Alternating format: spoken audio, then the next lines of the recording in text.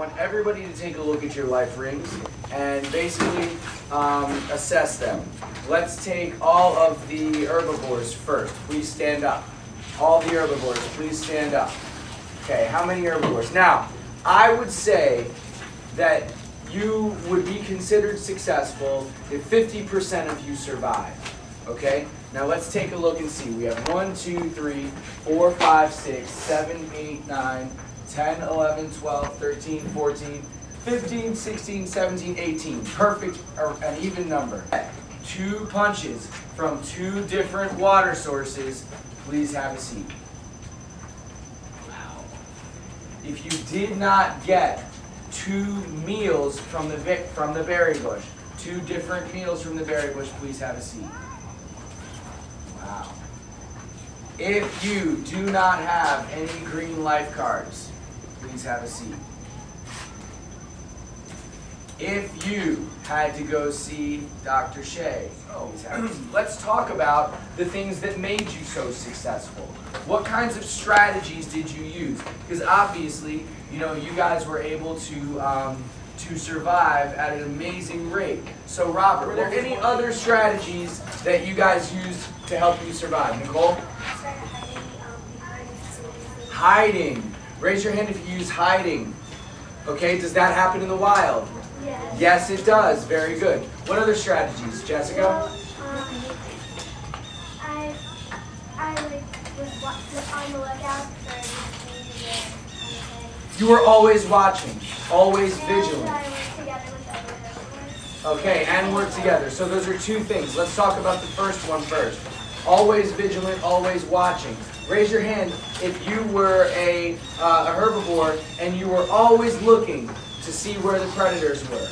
That's very good, very good. Now I want you to think about it. We talked before about how if you're a herbivore, one example of a very popular one in this area would be a deer, right? I want you to think about, have you ever heard the word adaptation?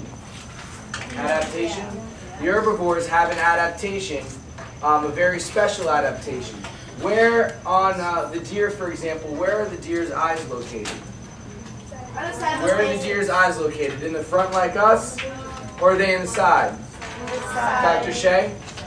They're on the side. You're exactly right. Now, why do you think that is? Why do you think it's helpful for an herbivore like a deer to have the eyes located on the sides of its head?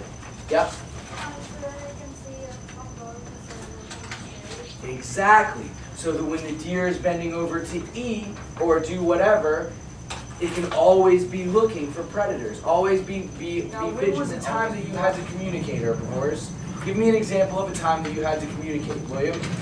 When there was an omnivore running from a carnivore, and then I worked with them. Okay, so to alert each other about danger. Do you think animals in the wild communicate to alert each other about danger? Or stand up. Let's see if you were as successful as the herbivores were. Now I gave you a challenge at the beginning. I said it would be great if 2/3 of you could survive. If 4 out of the 6 could survive. Now let's find out if we met that challenge. If you did not get 2 punches on the blue strip of paper, if you did not get 2 drinks of water, please sit down. Okay, that's okay. Don't be embarrassed. It's a tough life out there. If you did not get at least 1 meal from the berry bush, please sit down. Okay, very good. Everybody got it. If you did not get at least 1 meal of meat, please sit down. If you do not have at least 1 blue life card, please sit down. Ooh, predation. If you did not, if you ever had to go see Dr. Shea, please sit down.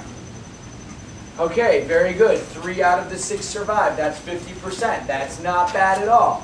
Let's talk to the ones that survived. Why were you able to survive? What was so special about you?